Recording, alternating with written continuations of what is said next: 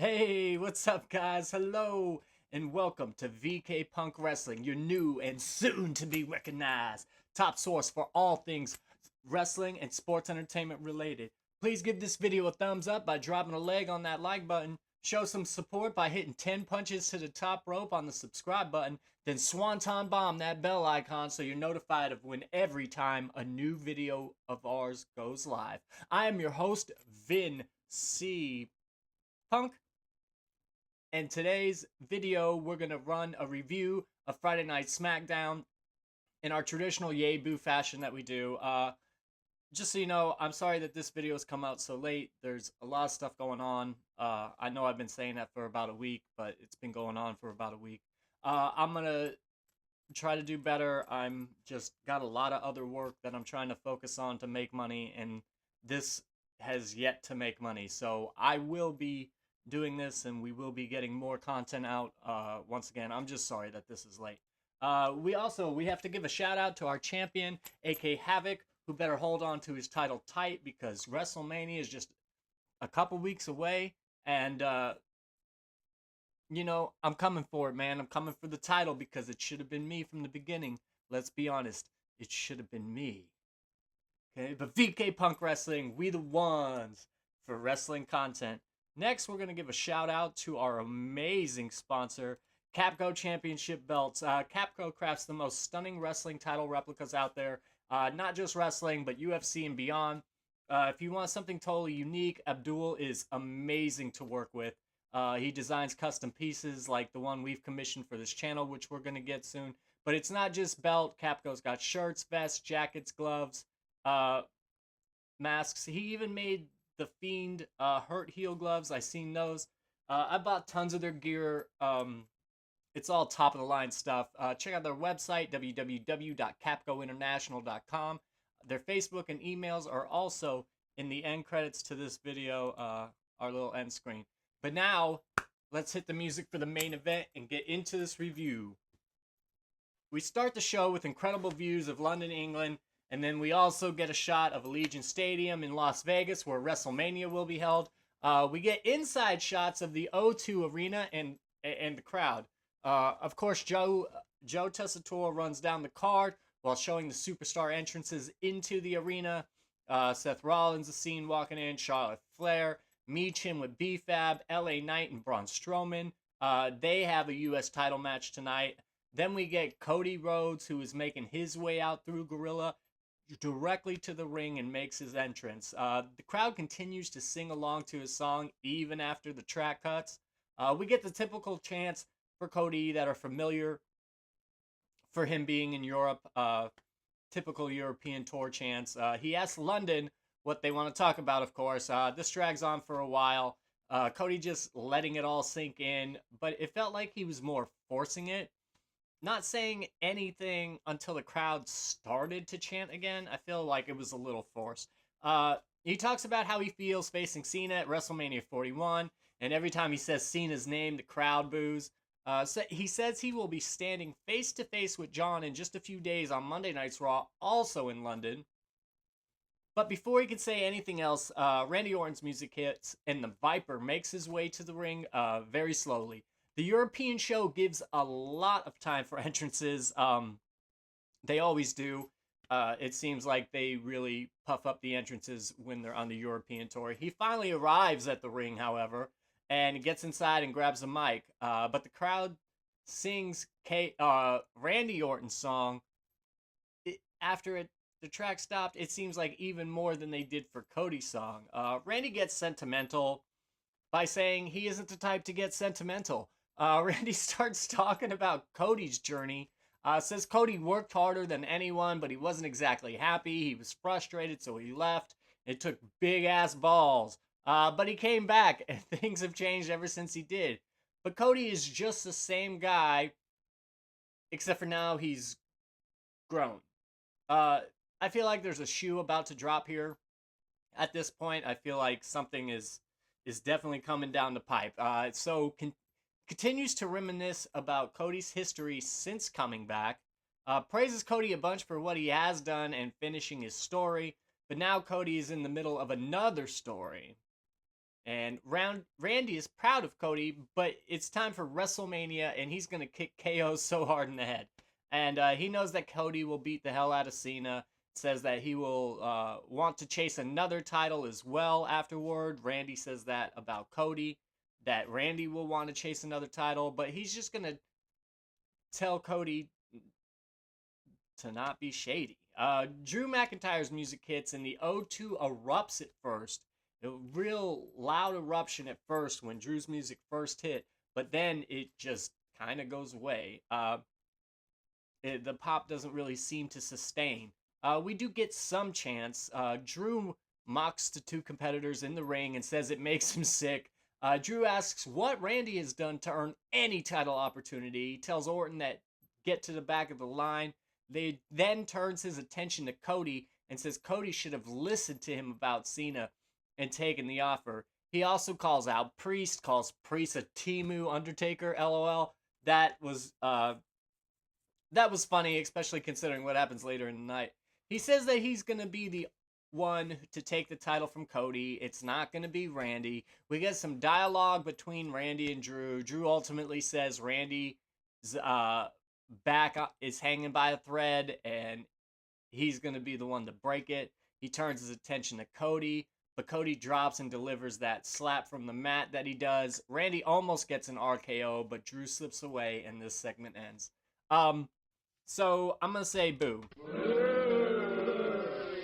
Not a big fan of this, and I'm sorry if you feel a certain way about it. This was great. The people involved were okay. Cody, not so much. I feel like he really waited to make the crowd chant after that moment of silence. I didn't really like that. Randy got a good pop, however, and his part was great. But where did Drew come from, and what's this about? Why does this involve him? How does this fit in the story with Cena? Why are we talking about an after Cena match? A match that's going to take place after Cody wrestles Cena at WrestleMania. This is all designed to throw you away from the fact that Cena will be winning at WrestleMania. So we're talking about what's going to be next for Cody instead of focusing on Cena. And when we get back from the break, we are made aware that Randy Orton and Drew McIntyre will compete tonight, but we go directly to the Street Profits entrance as they get ready for their match with Pretty Deadly.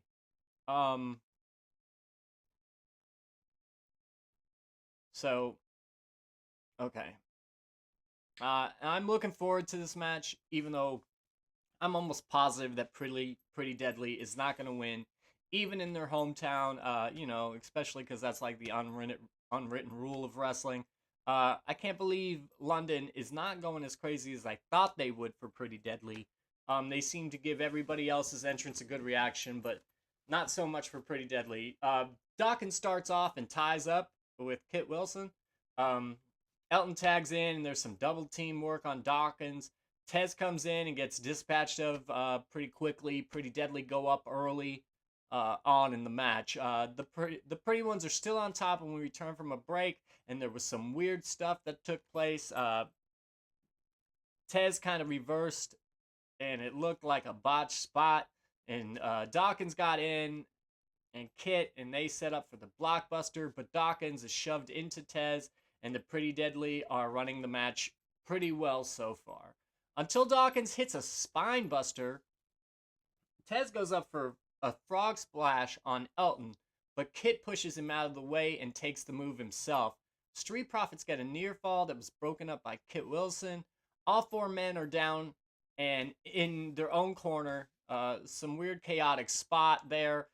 Pretty Deadly get up and hit the spilled milk, but the fall gets broken up by Montez Ford. Some unique action. The Street Profits hit the top rope blockbuster and get the pinfall. So we will give this match a yay. This match was kind of quick, but it was full of a lot of action. I love Pretty Deadly, so I really love the showcase they got in their hometown, but they should be pushed more than this, maybe for an actual title run, at least in my opinion.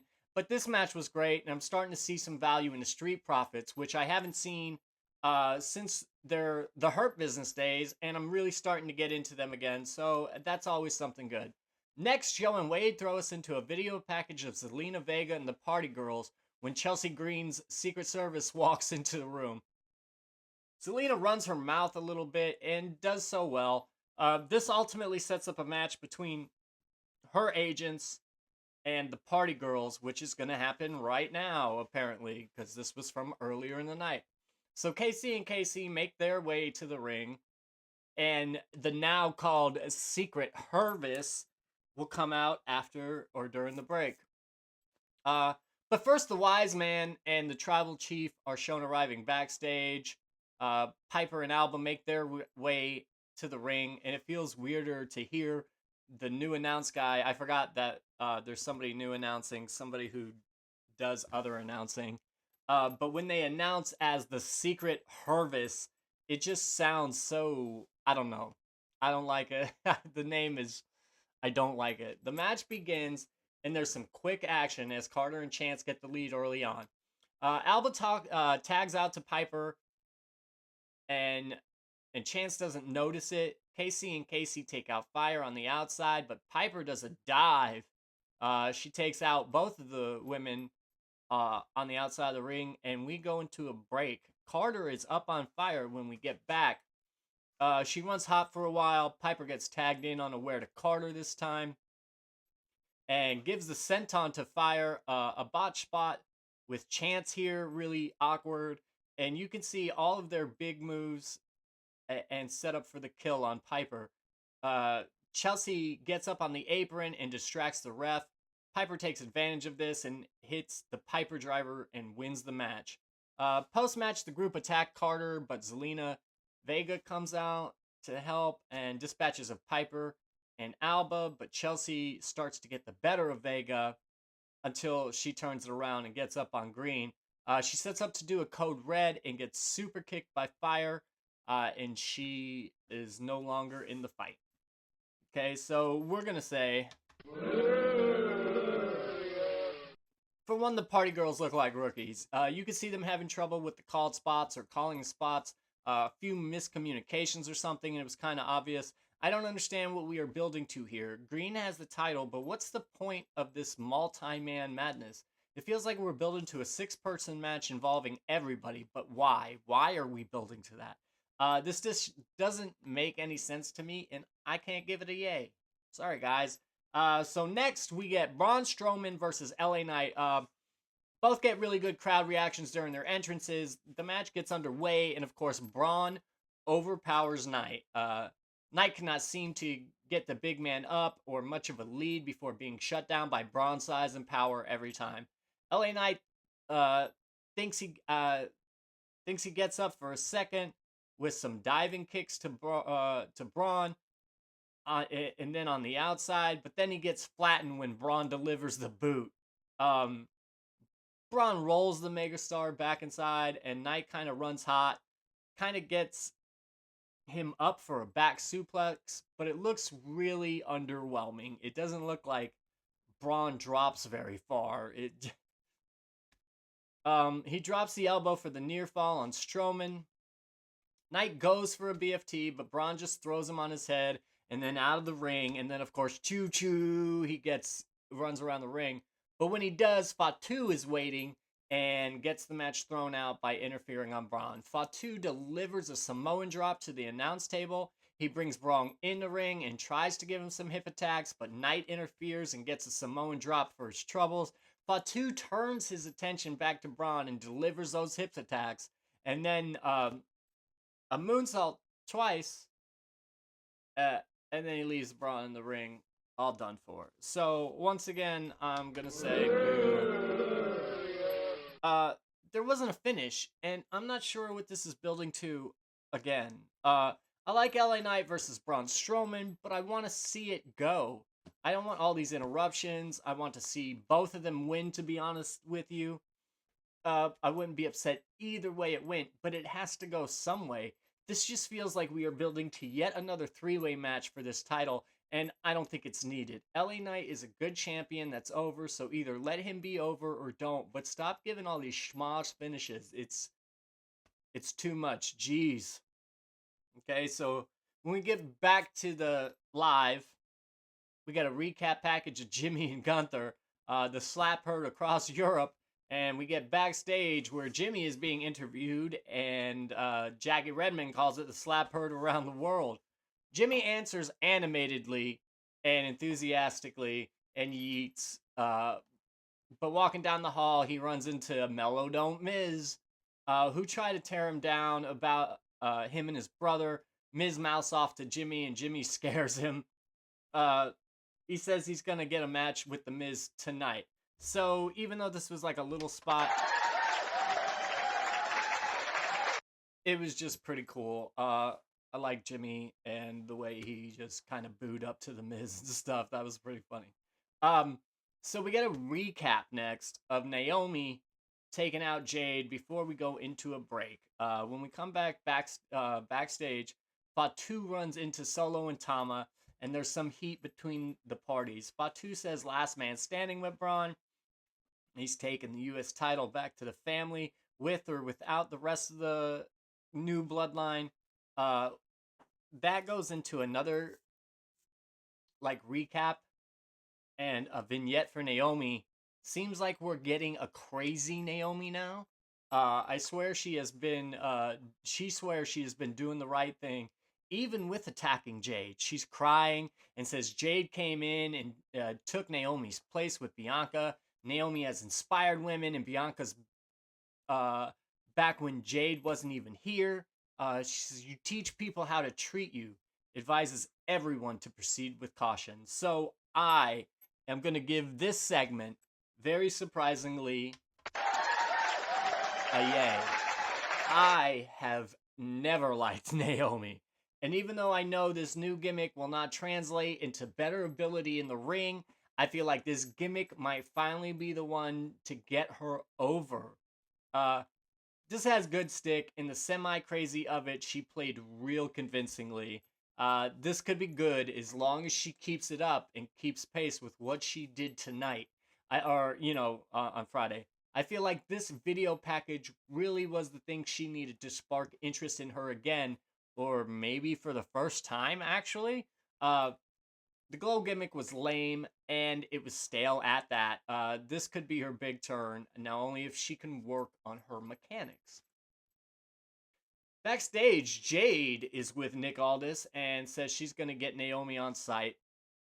But then walking away, she runs into B-Fab and Michin, and all agree that Naomi deserves whatever she has coming. Michin gets her entrance to her fight with Charlotte Flair.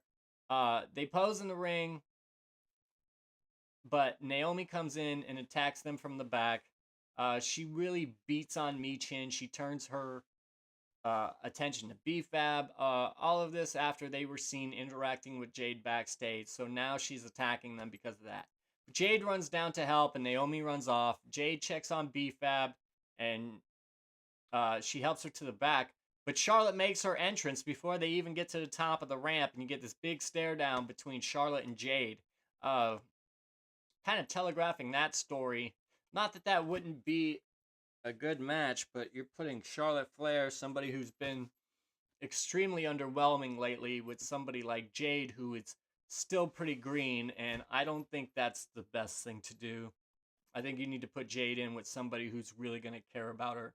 But anyway, so I guess Michin is still going to have her match, even after the assault by Naomi. We get a quick boot for a near fall by Charlotte to start the match. Michin rallies back, however, and hits a tornado DDT for a near fall. Charlotte gets the momentum back rather quickly, however. Michin just cannot seem to get back up again for a while. Charlotte keeps getting the upper hand. Charlotte goes up top, and gets caught. Michin power bombs her for a near fall. This is nice to see Michin getting a good showing against Charlotte. Michin actually stays up for a little while. Big kick for a near fall. But Charlotte takes over and lands some chops. Michin reverses, gets up, hits the cannonball she missed earlier, and goes for her eat defeat move.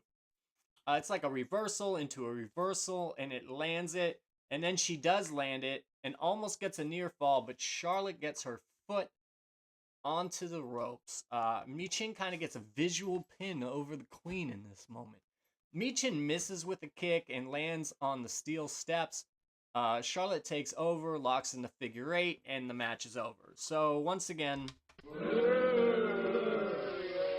uh, for this match too, as it was blunder booked, the story is that the amazing Charlotte has to come out to face a mostly injured opponent in Michin, who was attacked before the match, almost gets beaten by her, and then loses, and then she wins the match anyway.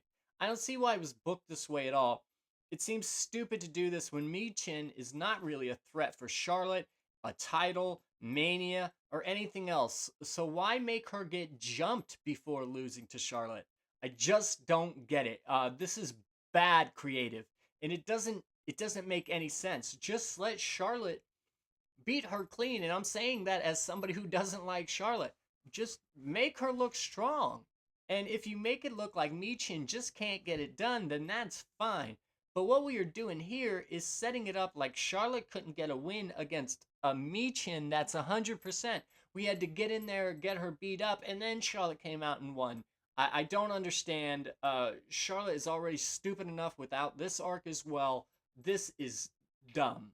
I've not been this emotional about an episode of WWE weekly television in a long time. In fact, I feel like all the rest from the European tour got really, but this SmackDown is dumb. Okay, so next we go backstage to Tiffany Stratton in an interview where she is asked about Charlotte. She calls her insecure and says Charlotte has the most to lose while she has nothing to lose. But she is confident that she will be leaving WrestleMania still a champion. And what she said is absolutely right. Charlotte is who Charlotte is, and she is who she is. If she loses to Charlotte, it's not going to say anything. But if Charlotte loses to her, then it will say a lot. So once I'm going to give this little segment, even though I don't typically give my segments anything, a yay. Because I like anything that anyone says about Charlotte. She's overrated, getting older, and it's showing. She doesn't take any bumps to make her opponent look good, and she's just a bunch of hype and nothing else. And I think so. I think so too. So yay for this. Randy Orton gets another entrance, this time for his match against Drew, who gets his entrance as well. These two entrances seem to take about 20 minutes between the two of them. The match gets underway, and these two stare at each other for a bit. There's a tie-up. And it goes for a little while. They kind of get hung in this tie-up. But then Drew knocks Randy off of his feet with a shoulder tackle. Randy manages to turn things around and mounts Drew for punches in the corner before sending Drew between the ropes and into the post. The action moves outside the ring, and you could tell Randy is going to be the one to do the table spot, even though it seems like Drew's setting it up. So Randy does turn it around, and he does his table spot. He does it again during the picture-in-picture break before I fast-forwarded through the commercials. By the time we get back from the commercial, Drew has managed to get the upper hand somehow. Drew delivers many strikes and chops, but Randy explodes out of the corner for his spot where he lariats and then he does the snap slam and then hits his draping DDT. Randy Orton coils up, but turns his head, and Kevin Owens is on the ramp. When he turns around, Drew lands a Claymore and gets the 3 count. Post-match, KO jumps Orton and sets up Orton for the pile driver on the announce table. Randy gets out and reverses it around and lines up for the punt on the outside, but KO runs for his life. So once again, I'm going to say this has been a terrible show so far, so why not? I mean, keep it going. Orton had the whole match practically and got distracted just to lose. Randy put on quite the showcase. He had all of his, pretty big spots with the exception of the RKO. And I just don't understand why we are doing all these things and having these spots to begin with anyway. What story is being told here? Why have Randy lose? What's the direction for Drew and why? I really cannot wrap my head around any of the finishes on this show so far, right? I just can't. Jimmy Uso makes his entrance, however. He has a match against The Miz, and of course, The Miz gets his entrance. And I tell you guys, I still believe The Miz is the most underrated guy on the roster. He has so much talent, and he can do so much, and just a jobber these days. He's obviously not going to win this match, and Jimmy gets an early lead, striking down The Miz. Chops galore, other strikes. Miz finally stops all the momentum and delivers some leg strikes.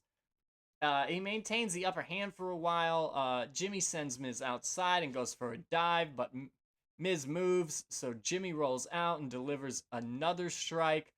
This match has been all striking so far, and not very exciting. When we're back from the break, though, both men are down. Jimmy gets a hot run, but breaks his chain. The chain he was wearing around his neck, he had to pick it up and throw it out of the ring. Miz fights back and turns around for a minute. Some roll-up reversals, and Miz hits his basement DDT for another near fall.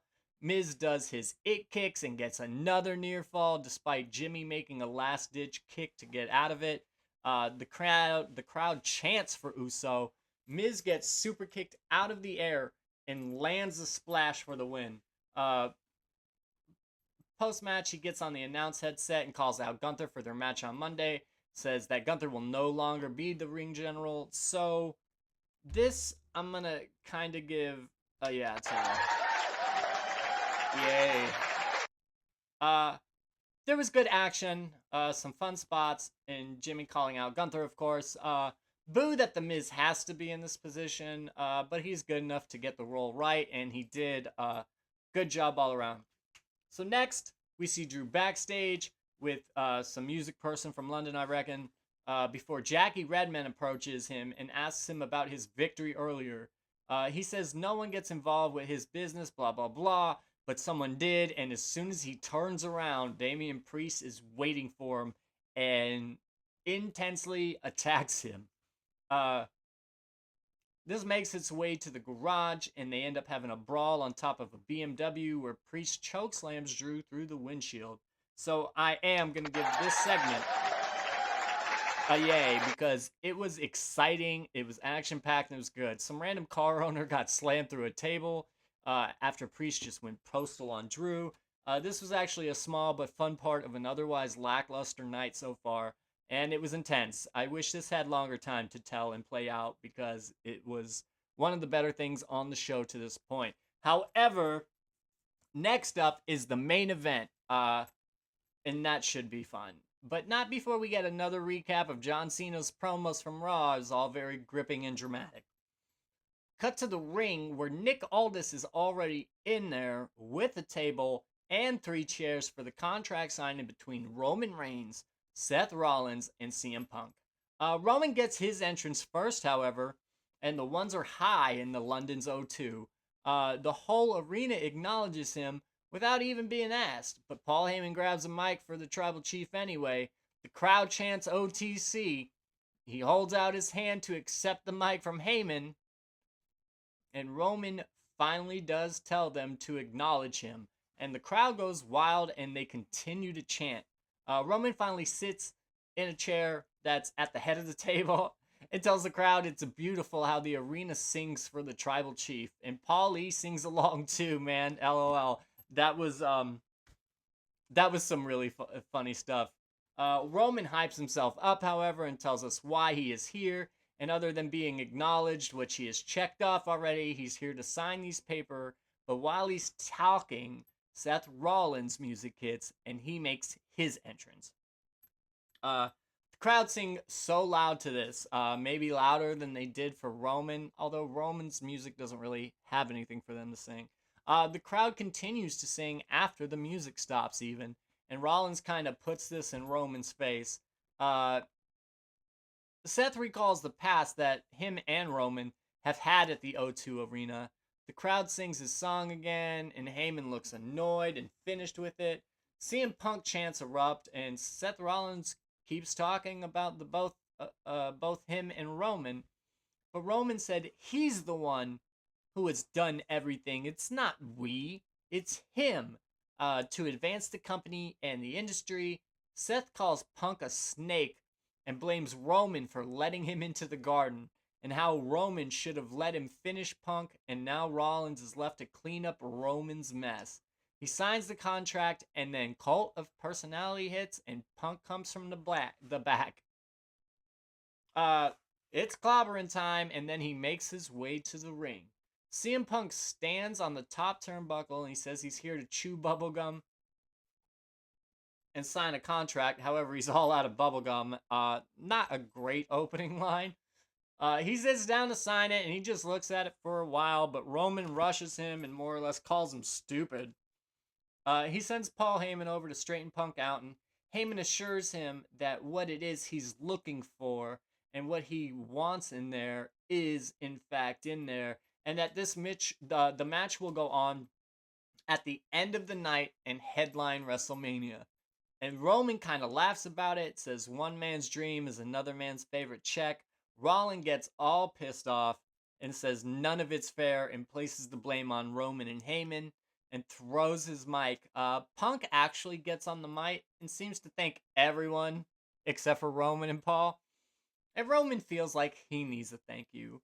Punk gets down on one knee really weird-like and lays it on thick with a thank you to Roman going through all of his monikers, but at the end says, thank you. But that's not the favor I was owed. And of course, we go off because they were already over, and we go off air right there. But this segment gets a huge yay. This segment really saved the show. All the drama, all the leading, all the emotion, and everything all in one. Punk being condescending, Roman being high and mighty, Seth seeming to be the one who is whining. Paul is very all over the place, and this match is in action and heading to the main event of one of the nights of WrestleMania. I can't get enough of this, but this segment pulled the whole show up and out of a crappy place. CM Punk's emotion was good. Paul Heyman's emotion was amazing. Seth losing his mind and getting all emotional over CM Punk was fantastic. And Roman just being Roman was Roman. Hopefully that says what I mean, LOL. Everyone is playing their parts so well. It sucks. This means Jay won't get the main event spot, even though he earned it by winning the Royal Rumble. But this is promising to be one good time with everybody's emotion all over the place. Really, really looking forward to this. All right, guys. Well, listen, that's a wrap for tonight. And thank you for sticking around with us. Please thumbs up for the video and subscribe and share with your friends as well. We appreciate all you do. And I hope that every single one of you is doing okay. And if you aren't, know that it's okay to not be okay. But I also hope you recognize that it's just a temporary thing. Things do get better, I promise. But if you or someone you know is struggling today, I implore you to reach out to someone close, like a family member or a best friend. You don't have to go through this alone or in silence. Reach out to someone and give them a hug and tell them you love them. It might make two people's day. Anyhow, have a good night, all you wrestling nerds. I'm Vince C. Punk for VK Punk Wrestling, and we the ones for wrestling content.